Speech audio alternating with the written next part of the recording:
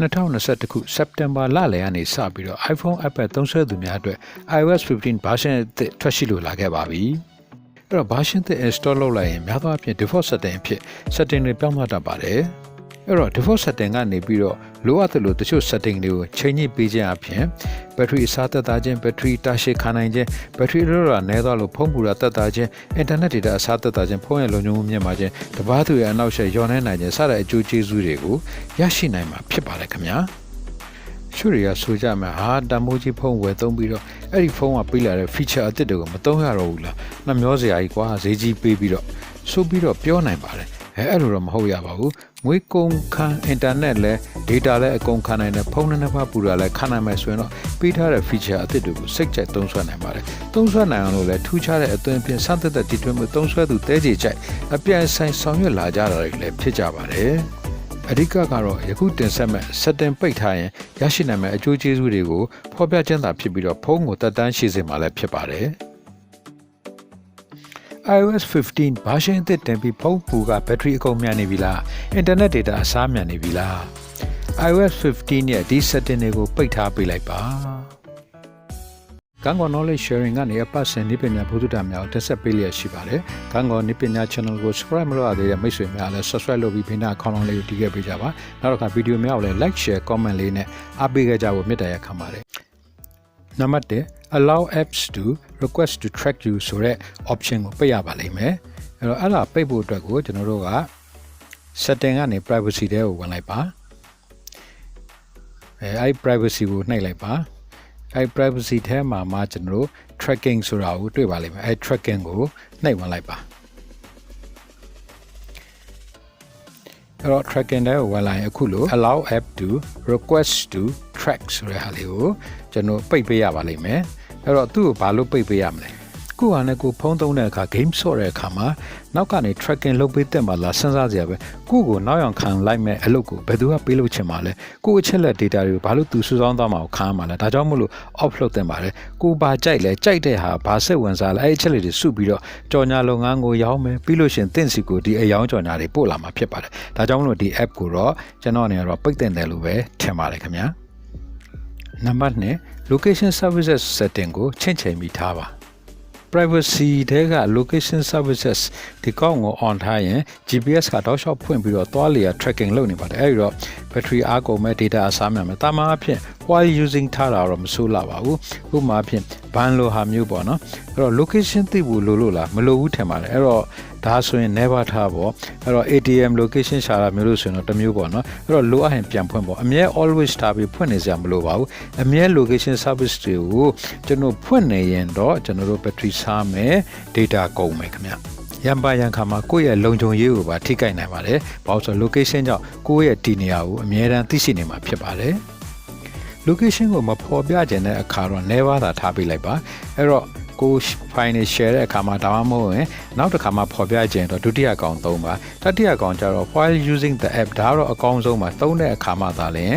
ကျွန်တော်တို့ဒီ location ကိုဖော်ပြပေးတဲ့နည်းဖြစ်ပါတယ်နောက်တစ်ခါနောက်စရုပ်ထားတော့ always သူကတော့အမြဲတမ်းဖွင့်နေမှာပါအဲ့တော့ always ထားရင်တော့ကိုယ့်ရဲ့ location ကိုအမြဲတမ်းဖော်ပြနေမယ်နောက်တစ်ခါ battery ကလည်းအမြဲ GPS ဖွင့်နေတဲ့ battery စားနေမယ် data လည်းစားနေမယ်ကိုယ့်ရဲ့အကုန်ကြကပုံမများပြီးတော့လုံခြုံရေးအတွက်ပါတချို့စိတ်မချရတဲ့ခါမျိုးတွေကြုံရတတ်ပါတယ်ဒါကြောင့်အကြိုက်ဆုံးကတော့တတိယ while using the app ကိုထားစေချင်ပါတယ်အဲ့တော့ကအောက်မှာဖော်ပြထားတဲ့ application တွေတဲကကိုနှစ်သက်ရ app တွေတဲကိုကြိုက်နှစ်သက်ရ never လား always လားဒါမှမဟုတ် while the using လားကြိုက်တာကိုရွေးချယ်ပြီးတော့ရင်ချိန်ထားတဲ့ကြောင်းအကြံပြုပါရစေဆိုနာက location services ရဲ့အောက်ဆုံးကိုဆင်းသွားရင် system services ဆိုပြီးတွေ့ပါလိမ့်မယ်နံပါတ်3မလိုအပ်တဲ့ system services များကိုပိတ်ထားခြင်းအဲ့တော့ system services ကိုဝင်လိုက်ရင်အခုလိုဖွင့်ထားတဲ့ application တွေတွေ့ပါလိမ့်မယ်အဲ့တော့ဒီမှာကျွန်တော်ကအားလုံးကိုဖွင့်နေစရာမလိုပါဘူးအရေးကြီးတဲ့ကျွန်တော် device management လို့ emergency call SOS တို့လို့ Find My iPhone တို့လို့ပေါ့နော်နောက်တစ်ခါကျွန်တော်တို့ networking and wireless ဒါတွေကတော့ကျွန်တော်တို့ဖုန်းတွေမှာအမြဲအသုံးတည့်တဲ့ဟာဖြစ်တဲ့ကိစ္စမို့လို့ဒါတွေတော့ကျွန်တော်ဖွင့်ပေးထားတဲ့ပါတယ်အဲ့တော့ကျန်တဲ့မလိုလားအပ်တဲ့ဟာတွေဖွင့်ရင်ကျွန်တော်မလိုလားအပ်တဲ့ GPS မလိုလားပဲဖွင့်တာတို့ battery စားတာတို့အကုန်ကြများပြီးတော့ဖုန်းကိုလည်းအလုပ်ပို့လုပ်ပြီးတော့လေးလံစေပါတယ် ဒီနေရာအပြောင်းလဲဖြစ်တဲ့အခါမှာ time zone ကိုခေတ္တဖွင့်ပြီးတော့မလိုအပ်တဲ့ချိန်ပြန်ပြီးပိတ်ထားပေးလိုက်ရင်လည်းရပါတယ် Number 4 significant location ကိုပိတ်ထားခြင်းအဲ့တော့ significant location ကိုနှိပ်ပေးလိုက်ပါအဲ့တော့ဒီ significant location ကမိမိသွားလေရာကိုအကုန်မှတ်တမ်းတင်တာပါအချိန်တိုင်းရက်နဲ့အကုန်မှတ်တမ်းတင်တယ်အဲ့တော့ဒီမှာတော့ကျွန်တော်မရှိတဲ့အတွက်ဖြတ်ထားတဲ့အတွက်ဒီမှာတော့မပေါ်ပါဘူးအဲ့တော့ဖြတ်ချင်တကယ်လို့မှတ်တမ်းရှင်နဲ့ clear history နှိပ်ပြီးတော့အကုန်ဖြတ်ပလိုက်လို့ရပါအဲ့တော့ဒီဟာကိုသုံးခြင်းအပြင် data စားမယ် battery အကုန်ကျများမယ်နောက်တစ်ခါမှတ်တမ်းတွေကြာရင်ခက်နိုင်မှာဆိုတော့မှတ်တမ်းမှရတဲ့ဝတ္ထုရေးကျင်တဲ့လူတို့မှတ်တမ်းမှရတဲ့ခရီးသွားမှတ်တမ်းရေးကျင်တဲ့လူတွေအတွက်ကတော့ဒီဟာလေးဖွင့်ပြီးတော့ရင်မှတ်တမ်းပြုစုပြီးတော့ရင်ရေးသားမှတ်တမ်းပြုနိုင်ပါတယ်မလိုအပ်သူတွေကတော့ off ထားလို့ရပါတယ် back ပြန်ထွက်ပြီးတော့ significant location နဲ့အောက်ကိုကြည့်လိုက်ရင် product improvement ဆိုတာရှိပါတယ်နံပါတ်5 product improvement ကိုပိတ်ထားခြင်းအဲ့တော့ဒီအောက်မှာရှိတဲ့ iPhone Analytics နဲ့ routing and traffic ဆိုတဲ့နှစ်ခုလုံးကို off ထားပေးလိုက်ပါအဲ့တော့ iPhone လုံး company အတွက်မြေပုံတွေလမ်းကြောင်းတွေအထောက်အကူပြအောင်ကျွန်တော်တို့က data တွေဘာလို့ဒီကနေပြန်ပြီးတော့ပို့ပေးနေရမှာလဲဗျာကျွန်တော်တို့ရဲ့ data ကုန်တဲ့ battery ကုန်တဲ့ဖုန်းပူစေတဲ့ဖုန်းအလုပ်များစေပါတယ်အဲ့တော့ဒီလိုမျိုးဖြစ်တဲ့ဟာတွေကိုကျွန်တော်တို့ထားပေးစရာဖွင့်ထားပေးစရာတိတ်အကြောင်းမရှိပါဘူးအဲ့တော့ဒါတွေနှစ်ခုလုံးကိုပိတ်ထားပေးလိုက်တာကျွန်တော်တို့ပို့ပြီးတင့်တော်ပါလိမ့်မယ်နံပါတ်6 analytics and improvement ကိုပိတ်ပေးပါprivacy အောက်ဆုံးကိုဆင်းလိုက်ရင် analytics and improvement ဆိုတဲ့ဟာကိုတွေ့ပါလိမ့်မယ်အဲ့ဒါကိုနှိပ်ဝင်လိုက်ပါနှိပ်ဝင်ပြီး off တာလုပ်ပေးလိုက်ပါအဲ့တော့ဒါတွေက battery ကိုစားစေတယ် cellular data ကိုလည်းကုန်စေပါတယ်အဲ့တော့ Apple အတွက် information ကိုပို့တဲ့အလုပ်တွေပဲလုပ်တာပါဝင်ကြည့်လိုက်ရင်မြောက်များစွာသော data တွေတုံးထားတာကိုမြင်ရပါလိမ့်မယ်တကယ်ကိုများပြားလှပါတယ်တုံးထားတာလေApple Watch data တွေကိုဖလှယ်ထားရတယ်တွေ့ရပါတယ်အဲ့တော့များသော data အဲ့လိုအသုံးပြုထားရတဲ့ကိုယ့်ရဲ့ဖုန်းမှာမလိုလား Apple နဲ့ data ကုန်မဲ့ battery တွေစားပါတယ်ဖုန်းပူပါတယ်ခုတွေ့လည်းအကျိုးမရှိဒါကြောင့်ပဲပိတ်ထားတဲ့ setting ပဲဖြစ်ပါတယ်နံပါတ်9 personalized ads ကိုပိတ်ပါ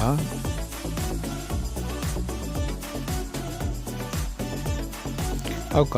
Apple advertising တဲ့ကိုဝင်လိုက်ပါဒီခုလိုစာမျက်နှာပွင့်လာပါလိမ့်မယ်အဲ့တော့ဒီလိုပွင့်လာတဲ့အခါမှာ personalized ad ကို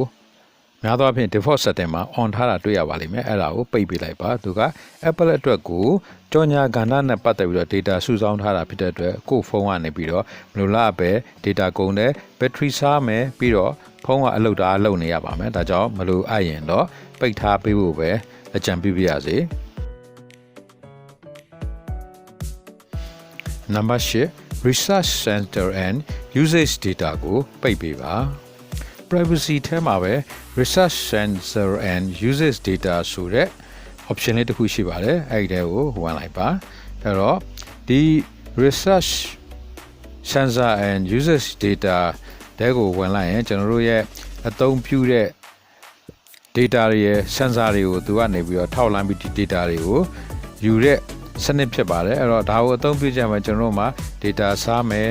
battery ကုန်မယ်ပြီးရင်ဖုန်းကိုအလုပ်တအားလုပ်စေပါတယ်အဲ့တော့ကျွန်တော်ရဲ့ data များလျှို့ဝှက်ချက်များလည်းပဲမလိုလားအပ်ပဲတစ်ဖက်ကစူးစောင်းခြင်းခံရနိုင်ပါတယ်ဒါကြောင့်မို့လို့ဒီဟာကိုကျွန်တော်တို့မဖွင့်တာပဲကောင်းပါတယ်အဲ့တော့ဒီဟာကိုဖြစ်နိုင်ရင်ကျွန်တော် turn off ပေါ့နော်ပိတ်ထားတာကကျွန်တော်တို့အတွက်ပုံမပြီးတင့်တော်လိမ့်မယ်လို့ကျွန်တော်ယူဆပါတယ်နံပါတ်9 mail တွေက privacy protection ကိုပိတ်ထားပါအဲ့တော့ setting လဲကနေ mail တွေကိုဝင်ပေးလိုက်ပါအဲ့တော့ mail ထဲမှာအောက်ဘက်ကိုဆင်းသွားလိုက်ပါအဲ့တော့အောက်ဘက်ရောက်လို့ရှင် privacy protection ဆိုပြီးတွေ့ပါလိမ့်မယ်အဲ့တော့အဲ့ privacy protection ကိုနှိပ်ပေးလိုက်ပါအဲ့တော့နှိပ်ပေးလိုက်အခုလို့ protect mail activity ဆိုပြီးတော့ default မှာ on ထားတာတွေ့ပါလိမ့်မယ်အဲ့ဒါလေးကို off ပေးလိုက်ပါအဲ့တော့ဘာကြောင့်လဲဆိုရင်ကျွန်တော်တို့ mail နဲ့ပတ်သက်တဲ့ IP address တို့စာမှာပါတဲ့အကြောင်းအရာများကို background မှာလည်းသူကရှာဖွေပြီးတော့စူးစမ်းနေမှာဖြစ်ပါတယ်အဲ့လိုလုပ်နေရင်ကျွန်တော်တို့ရဲ့data တွေအစားများမယ် battery ကုန်တယ်ဖုန်းအလုပ်တာလုပ်ရတယ်တစ်ဖက်စာပို့တဲ့နေရာမှာလည်းတချို့အနှောက်အယှက်သို့မဟုတ်အတားအဆီး IP address ဖျောက်တာတွေဖြစ်နိုင်ပါတယ်နံပါတ်10 push mail ကိုပိတ်ပါ iPhone ရဲ့ setting တွေကနေပြီးတော့ mail တွေကိုဝင်ပါ mail တွေကနေပြီးတော့ account ကိုရှာပြီးတော့အဲ့ account တွေကိုဝင်လိုက်ပါအဲ့ဒီမှာ fresh new data ဆိုပြီးတော့တွေ့ပါလိမ့်မယ်အဲ့ဒီထဲကိုဆက်ပြီးဝင်ပေးလိုက်ပါအဲ့လိုဝင်လိုက်ရင်အပေါ်မှာ push ဆိုတဲ့ဟာကို on ထားတာ default အနေနဲ့တွေ့ရပါမယ်အဲ့ဒီ push ကိုပိတ်ထားလိုက်ပါဆိုလိုချင်တာကတော့ mail ဝင်လာပြီ mail လာပြီဆိုတော့အချက်လက်တွေခဏပို့နေခြင်းအပြင်ကိုယ့်ရဲ့ battery နဲ့ data ကိုပုံမူပြီးအလုပ်လုပ်စေပါတယ်ကုန်စေပါတယ်ဒါကိုတစ်ဖက်လမ်းနေပြီးတော့ကျွန်တော်တို့ထိမ့်သိမ်းရလဲရောက်ပါတယ်နံပါတ်7 iCloud Drive ကိုပိတ်ပေးပါ setting စာမျက်နှာမှာပေါ်နေတဲ့ Apple ID account ဝိုင်းနာကိုနှိပ်ပေးလိုက်ပါပြီးလို့ရှိရင် iCloud ထဲကိုထပ်ပြီးတော့နှိပ်ပြီးဝင်လိုက်ပါအဲ့တော့ iCloud ကိုနှိပ်ပေးပြီးရင်အခုလိုစာမျက်နှာထပ်ပွင့်လာမယ်အဲ့ဒီမှာ iCloud Drive ကိုတွေ့ပါလိမ့်မယ်iCloud Drive ကိုပိတ်ထားပေးလိုက်ပါအဲ့တော့ဆိုလိုချင်တာကတော့ကျွန်တော်ရိုက်ကူးထားတဲ့ဖွင့်ထားတဲ့ app မှာရှိတဲ့ data တွေဓာတ်ပုံတွေ video တွေကို iCloud ထဲကိုအချိန်တိုင်းပို့နေမှာပါဒါကိုပိတ်ထားလိုက်လို့ရှင် data ကျွန်တော်အစားသက်သာသွားစေမှာဖြစ်ပါတယ် Wi-Fi ရှိတဲ့အခါမှာ Wi-Fi နဲ့တင်လို့ရပါတယ် data Twitter လည်းရောက်ပါတယ် iOS 15နဲ့ပတ်သက်ပြီးတော့ဘုရားရစရာအများကြီးကိုတင်ပြပေးလျက်ရှိပါတယ်ခင်ဗျာအခုတည်းတောင်မှကျွန်တော်ကန်းကော် channel ကို subscribe မလုပ်ရသေးတဲ့မိတ်ဆွေများရှိနေသေးရင်ယခုပဲကျွန်တော်ရဲ့ကန်းကော် channel ကို subscribe လေးလုပ်ပေးကြပါဦးဗျာ subscribe လုပ်ပြီးအားပေးခဲ့ကြပါခင်ဗျာနံပါတ်7 iCloud backup ကိုပိတ်ပါ setting ထဲကနေပြီးတော့ Apple ID ထဲကိုဝင်ပါနှိပ်ပြီးလို့ရှင် iCloud ထဲဝင်ပါအဲ့တော့ iCloud ကိုထပ်ပြီးနှိပ်ပြီးလိုက်ပါဖုန်းထဲက app data တွေကိုအများအား iCloud ထဲကို backup လုပ်ပေးနေပါလိမ့်မယ်ဒီတိုင်းထားလိုက်ရင် iCloud ကခဏလေးနဲ့ပြည့်သွားပါလိမ့်မယ်အဲ့တော့က iCloud space က 9GB ပဲ free ပေးထားတာဆိုတော့မလိုအပ်တဲ့ data တွေကိုမသိမ်းချင်လည်းပိတ်ထားလို့ရပါတယ်လိုအပ်တဲ့ကဓာတ်ပုံ video data တွေကို on ပြီးသိမ်းနိုင်ပါတယ်နံပါတ်73 cellular data ကိုသုံးပြီးတော့ photo များကို iCloud တို့တင်ခြင်းတောင်းခြင်းကိုပိတ်ပါအဲ့တော့ setting ထဲကနေ Apple ID ပြီးလို့ရှင် photo ကိုရှာပြီးတော့ဝင်လိုက်ပါအဲ့တော့ photo တွေ့ရင် photo ကိုနှိပ်လိုက်ပါမယ်အဲ့တော့ photo ထဲဝင်လိုက်ရင်ယခုလို cellular data ဆိုတာကိုတွေ့ပါလိမ့်မယ်အဲ့တော့ cellular data တွေကိုထပ်ပြီးတော့ဝင်ပေးရမှာဖြစ်ပါတယ်အဲ့တော့ဝင်လိုက်ရင်ဒီမှာ cellular data ကို default အနေနဲ့သူက on ထားတာများပါတယ်အဲ့ဒါကို off လုပ်ပါ unlimited ဆိုပိုတော်မှရှိသမျှပုံတွေတင်နေမှာဖြစ်တဲ့အတွက် data လွန်စားပါတယ်နံပါတ်14 video နဲ့ live photo တွေ auto play ကိုပိတ်ပေးပါအဲ့တော့ဒီ setting အောက်မှာပဲ auto play video and live photo ဆိုတဲ့ setting ရှိပါတယ်ဒါကိုပိတ်ထားပေးခြင်းဖြင့် auto video play တာ live photo လှုပ်ရှားတာထိန်းထားနိုင်ပါတယ်လိုအပ်တဲ့အခါအချိန်မရွေးထောက်ပြီးတော့ play လို့ရနိုင်ပါတယ်နံပါတ်15 Safari တဲက preload top hit တွေကိုပိတ်ပေးပါအဲ့တော့ setting ထဲကနေ Apple ID ဝင်မယ်ပြီးရင် Safari ကိုရှာပါ Safari တဲကိုဝင်ပေးရပါမယ်အဲ့တော့ Safari browser ပေါ့နော်အဲ့ Safari browser ကိုနှိပ်ပေးလိုက်ပါနှိပ်ပေးလိုက်လို့ရှိရင်အဲ့အောက်မှာ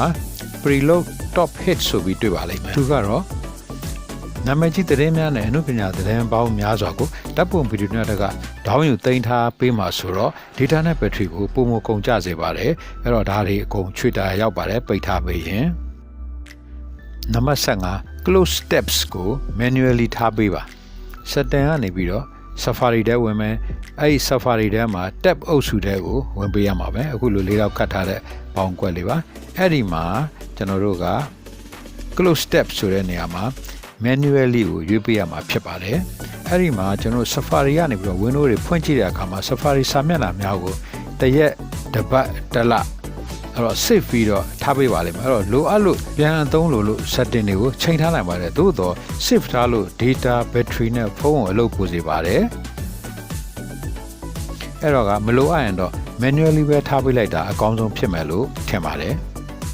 နံပါတ်16 background application refresh ကိုပိတ်ပါ setting ထဲကနေပြီးတော့ general ထဲကိုဝင်မယ် general ထဲမှာ background app refresh ဆိုပြီးတွေ့ပါလိမ့်မယ်အဲ့ဒီထဲကိုဝင်လိုက်ပါအဲ့တော့အဲ့ဒီမှာယခုဖော်ပြထားတဲ့ application မြောက်များစွာဟာအမြဲတမ်းတော့ background မှာအမြဲတမ်း refresh လုပ်နေပါပါအဲ့တော့အမြဲတမ်း app တွေကို refresh မလုပ်ရှင်တော့ off ကိုနှိပ်လိုက်ပါဒါဆိုရင် battery အစားသက်သာမယ် data အစားသက်သာမယ်အဲ့လိုမှမဟုတ်ကိုက Wi-Fi သုံးတဲ့လူဆိုရင်တော့